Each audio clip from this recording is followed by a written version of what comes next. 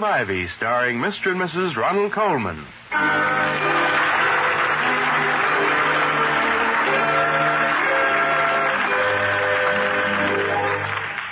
Good evening, this is Ronald Colman. And Benita Hume.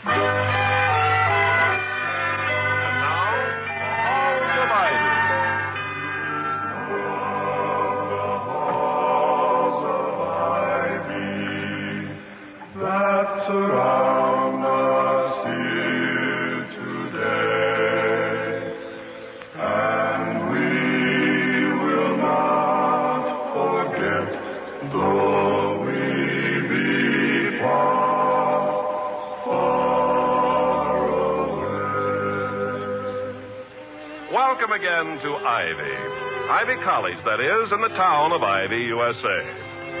Presidents of colleges normally spend their days coping with complexities which would unseat the reason of lesser men. But Dr. William Todhunter Hall, president of Ivy College, is able to maintain his serenity because number one faculty row is a little oasis of peace and sanity, well tended by his delightful wife, the former Victoria Cromwell of the London stage, from which and whom he's loath to depart each morning, as evidenced by his usual prolonged breakfast.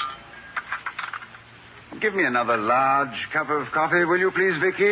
Or as large an amount as you can get into this little cup. Yes, Johnny, you've had 3 cups, and I don't think... Well, I would hardly refer to 3 fillings of these eggshells as 3 cups of coffee, my darling. Mm-hmm. Well, let us say I've had a cup of coffee divided like gall into 3 parts. I have a theory that cups like these were designed by the same vicious little man who distributes soap to hotel rooms. Probably the same tight-fisted misanthropist who got run out of Detroit for putting those tiny rear windows in convertible cars. Yeah, he probably did. But 3 cups of coffee for a man... I don't remember where we got these cups, but I have a feeling that you brought them to me in your hope chest. Well, as a matter of fact, you gave me this set years ago for a Christmas. They were little keepsakes, no doubt, from your childhood set of... I did? Yes. Well, I didn't know then how much I would enjoy sitting at breakfast with you, my love. Oh, what wonderful coffee you were capable of brewing. Yeah, likely story, yes, I know. Now, may I have some more, please? Now, you don't really want any more coffee. You just want to postpone going to the office. What's the matter? Have you got problems today? Yes, I meet with the financial committee, which appears to be suffering from psychosomatic color blindness. They say we're in the red when the balance sheet is as blue as the lakes of Killarney. Have you ever seen the lakes of Killarney? Well, no. Well, I thought not. All the time I was there, it was raining buckets, and the blue lakes of Killarney were a pale black. Did you by any chance do Sweet Sorrow in Ireland? Oh, yes. Looking back on it, I think I've played Sweet Sorrow everywhere but on top of Mount Everest. And here at Ivy? Well, yes, and if the Ivy Dramatic Club ever asked me to... What are you getting at? Well, then I take it you haven't seen the current Ivy Bulletin. The Dramatic Club is going to do Sweet Sorrow. No, really? What did the bulletin say? Well, as far as I can remember, it said, for its first production of the academic year, the Ivy Athenaeum Players will present the historic English romantic drama Sweet Sorrow. Of special interest to Ivy is the fact that it was this vehicle which brought Victoria Cromwell, the present wife of President Hall, who loves her devotedly, to unquestioned stardom in the British theatre. What do they mean, the present wife of President Hall? I can't think of a better word or a nicer present. Well, it makes me sound frightfully temporary. I will go to any lengths, my love, to make it permanent. But, Toddy, won't it be fun to see Sweet Sorrow here at Ivy, bad as it was as a play? Oh, I didn't think it was a bad play at all. I thought it was charming. I will admit, however, that your presence on the stage had a tendency to dull my critical judgment. Did it? I sat there scowling at the program rattlers, muttering at the latecomers, and beaming fatuously at the more appreciative members. How about between the acts? What did you do then? Oh, I don't know, darling. When you were off stage, my mind went with you. Oh. Incidentally, in Sweet Sorrow, what was the name of the leading man? Cyril Ashford. Ah, yes, Cyril, yes. Cyril. Lyric, spelled backward. Or almost. Yes. Cyril, the backward lyric. A human palindrome. Well, it's nice to hear Cyril spoken of as human, but I've never heard him called a palindrome, whatever that is. And what is it? Well, it's a sort of a backward lyric.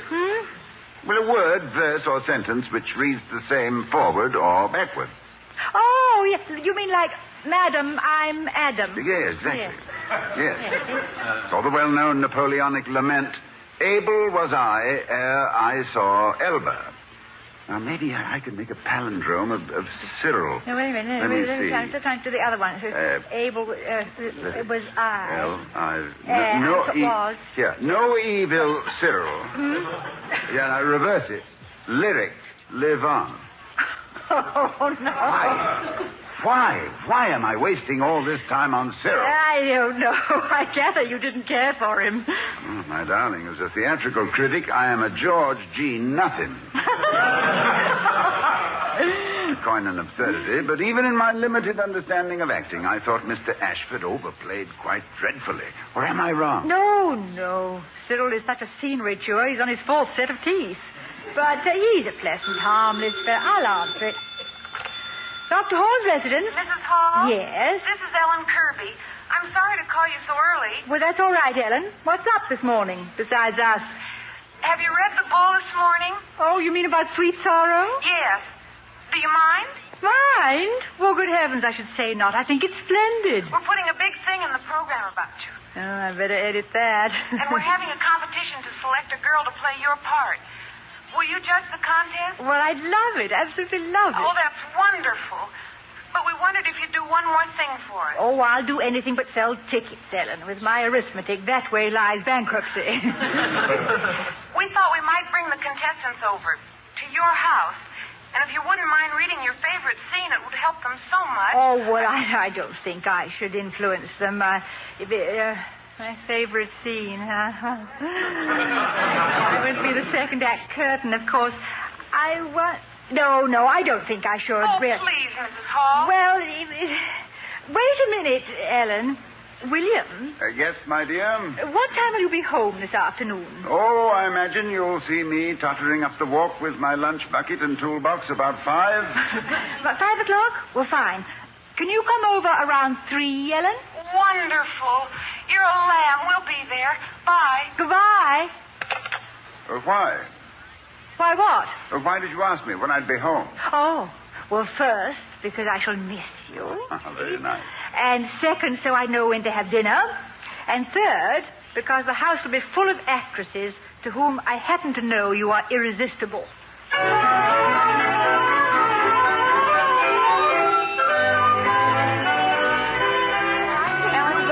Don't you have them, Ellen? Yes. Well, okay, yeah. We brought plenty of copies of the play, Mrs. Hall. Oh, yes. Those are the printed copies, aren't they? The published ones. Yes. We got them from the Samuel French Library. Yes. I've never seen those before. What scene would you like to do for us? Oh, there's only one for me. It's at the end of the second act where the two lovers are torn apart, never to see each other again. And, I love playing that scene. We used to say it was the only known cure for the common cold. Nobody coughed for 25 minutes. Two lovers. Oh, brother, I forgot that. What? We need a lover, and I forgot to bring a fella. What are we going to do for a man? Vicky. Oh, Vicky. Well, there's a fellow. He's not supposed to be home yet either. Hello, darling. I'm afraid I'm interrupting. Hello, Dr. Hall. Now, William, are you a quick study? Well, in the matter of the orations of Plato, I remember committing to memory no less than 40 pages in a matter of less than 10 days. Homer's Odyssey took slightly longer, due to certain peculiar rhetorical structure. Oh. Then in the Anabasis, which was very small type... Yeah, but I think that's enough, darling. You're a quick study. All right, Ellen, here's the lover. personally recommended. Dr. Hall? Well, just a moment. I don't think I can... William, dear, this is all in the interest of Ivy. Therefore, it's your duty. Now, have you met these girls? This is Ellen Kirby, Virginia Matthews, Alice Reiner, Eva Kiefer. How do you do? Now, they're competing for the lead in Sweet Sorrow, and they want me to read them a scene to get them started on their interpretation. Splendid. Good luck with it. Yeah, you'll play Cyril's part. I will not play Cyril's part. Please, Dr. Hall. No. Ladies, you must understand I am not an actor. It is not part of my training. Except for a certain professional insincerity, occasionally necessary when pleading a worthy cause before the Board of Governors. No. I'm sorry. History, yes. But histrionics, no. Those I leave in the capable hands of my highly experienced wife. I would feel like I had married Florence Nightingale and was advising her on how to shake a thermometer. No, but you're not advising us, dear. You're simply supporting one of those worthy causes. Here, now take a script, William. Oh, no. See? Yes, it's on now. Let me see. Let's start on page 48. Oh, really, Victoria, this is not... Please, Dr. Hall. Oh, yes. Please. We won't be critical. It's Mrs. Hall's part we want to hear. Well, very well. Good. I submit in the face of superior numbers. Also, I am outnumbered by some very superior faces. But I warn you, this may well set the theater back to Euripides. Well, now, you start, William. Second page, top of the page, 48.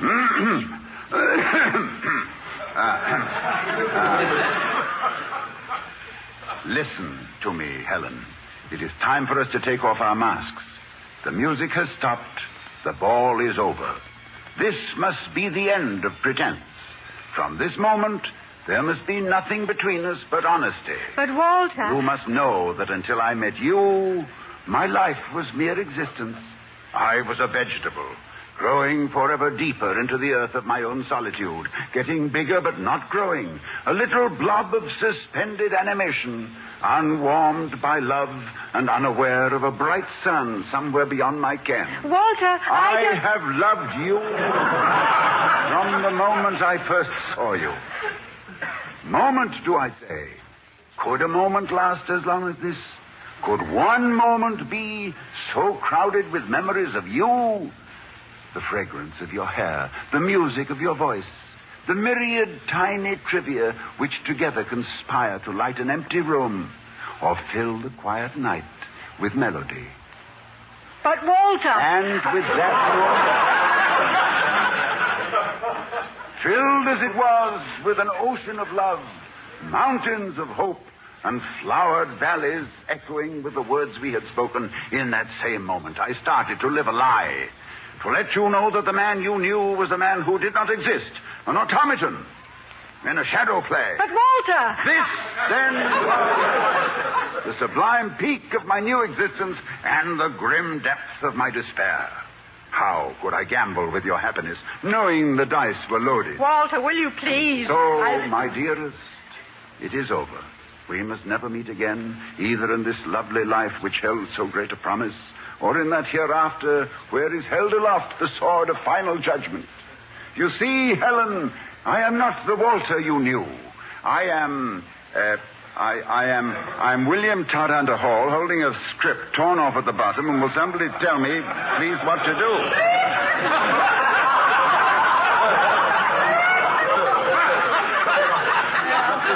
I think you've done it.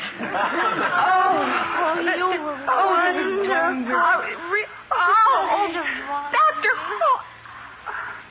I've never heard anything so beautiful in my life.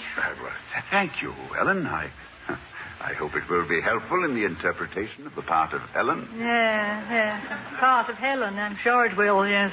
Didn't you ever want to be an actor, Dr. Hall? Your voice. Oh, well. Oh, it sends cold chills up and down my spine. Yeah, I did mine, too, although I doubt for the same reason. Ellen? Yes, Mrs. Hall. Now, look, you girls run along now. You get a hot water bottle for the cold chills. And start working on the first act. Now, I may have some suggestions a little later about the one we've just read. Fine. We'll let you know when the contest is going to be. Thanks a lot, Mrs. Hall. And Dr. Hall. Oh, thank you. You're welcome, girls. Goodbye. Bye. Goodbye. William. Yes, my dear. You read that scene beautifully. Oh, well, first reading, you know, but thank you, Vicky.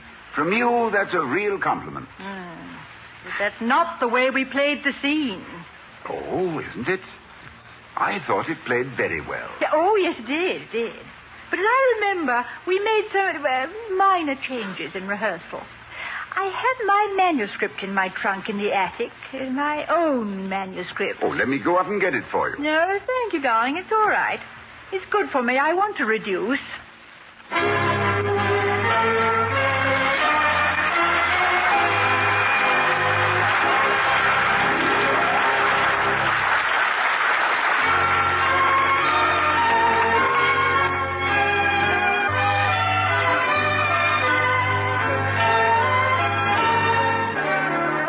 To the halls of Ivy, we find number 1 faculty row peculiarly silent. The hush is broken only by Mrs. Hall turning the pages of a script and a slight tapping as Dr. Hall knocks the unsmokable residue from a favorite pipe.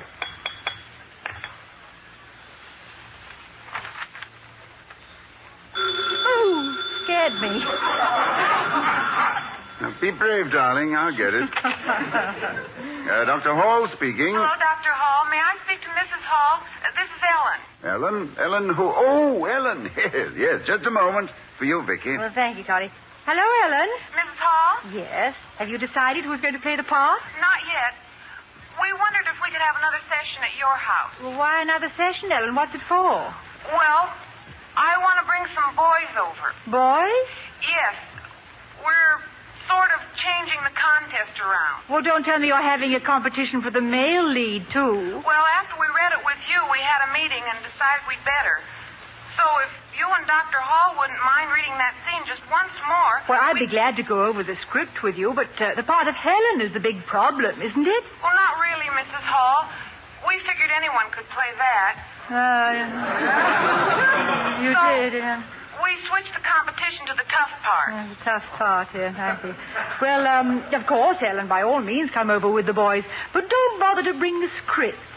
We'll use my original from the play. Oh, that's terrific. Yes.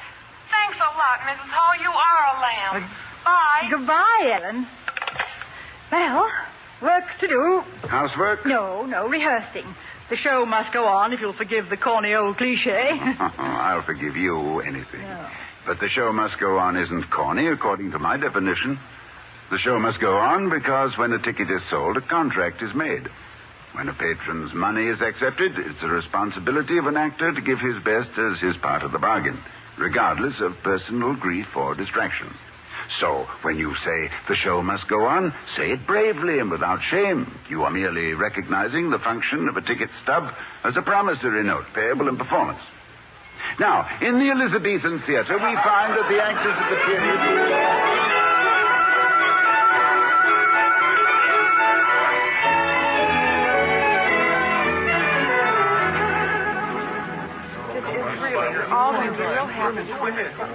Mrs. Hall, Dr. Hall, this is Spider Kenny. How do you do? Scoop Morgan. How do you do? Punchy Clobber. And Dizzy Planter. You do. Are you boys trying out for the male lead in Sweet Sorrow? Yes, sir. Well, you knew that, William. Oh, yes, I know, darling, but I hadn't heard their first names before. Oh. Their families must have had a premonition of things to come when they were christened. I can see it now. The blazing vista of Broadway lights. A glittering marquee which reads, Spider, Scoop, Punchy, and Dizzy in Sweet Sorrow. Well, our real first names are worse. Wyndham, Lennox, Grosvenor, and Fielding. Oh, dear. These are the best candidates, Dr. Hall. We've already eliminated everybody else. Well, all right, boys. Now get as comfortable as you can and listen closely. Of course, you must understand, gentlemen, that this is not my specialty. I'm simply trying to provide a sounding board for the lilting voice of my lovely wife. Please do not expect the performance of a Barrymore. Well, you may have to work a little harder today. Are you all ready? All ready now. I begin, don't I? Now, let's see. Page 48, I believe it was. Yeah, it was, yes. But I've made a slight change, William. This is my working script, you see. You just read the speeches marked Walter. Oh. Yes. Yes, dear. I know the part. Yes. Yeah, well, this is the way we really did it. Are you ready, dear? Just a moment, dear. All right. Listen to me, Walter. It's time for us to take off our masks. The music has ended. The ball is over. This must be the end of pretense. From this moment, there must be nothing between us but honesty. But, Helen, You must know that until I met a costume sham in which I danced through my days and wept through my nights as a doll on strings, pulled here and pulled there, until I found you. And I knew then, when I danced again, it would be to real music. But, Helen, how can I... I loved you from the moment I first saw you. Moment, Walter. How could a moment last as long as this? How could one moment, shining as it was, be so crowded with memories? Your face, your arms, the kindness of your smile, the myriad tiny trivia which together conspire to light an empty room or fill a quiet night with melody. Now, Helen, how can I... I'm lost! It is the last small cry of one who wounds with good intent. I'm lost and terrified to think that we who possess such lovely fantasy should lose it all in black reality. But, Helen, please. I have gambled with my own happiness, Walter. The wheel has spun, the ball has dropped, but I can't. I won't play with stakes which are not mine, but yours. For you, the game can go on. But I have lost. Oh, no, Helen, no. And so, my dearest, it's over. Oh. We must never meet again, either in this lovely life which held so much promise, or beyond that final curtain which will fall upon our hopes and fears. For if parting is sweet sorrow, my dear, then the sweetness has been lost in parting, and only sorrow stays.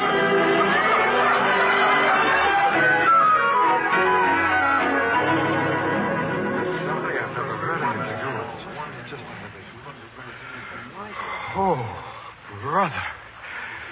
Mrs. Hall, will you marry me? That's fine. I'll certainly consider it. I imagine, boys, that you now have a pretty good idea of how Walter should be played. Well, yes, sir. It's... I'll say this, Dr. Hall. It sure changed my plans again. Is that the way you did it on the stage, Mrs. Hall? Yeah, just about, yes. Okay. That's all I wanted to know. You men flip a coin for the part of Walter. The real contest is between us women. Thanks a lot, Mrs. Hall.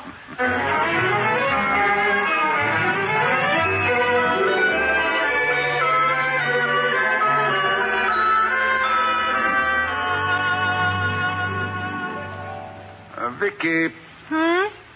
I've been thinking. What about? About Cyril and the part of Walter. Oh? Now, the copies of the play the girls brought over. They are the published ones, aren't they? Mm-hmm. Well, then undoubtedly that is the way the play was originally written. With Walter having the... I mean, where Helen didn't have... Yeah, that's right. Yes. Yes. And when did you give the last-minute switch to Cyril? The second week of rehearsal. Ah.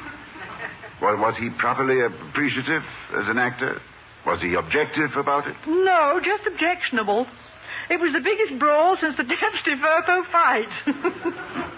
And you went on playing those beautiful love scenes together for more than 2 years? Well, yes, but professionally you acquire a certain sense of detachment. The actor you're playing opposite is not a person. He's just a character.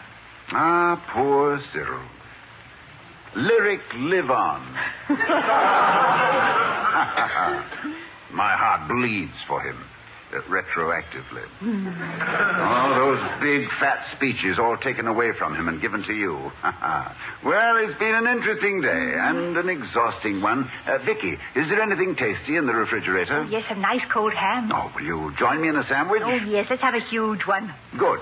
But that reminds me.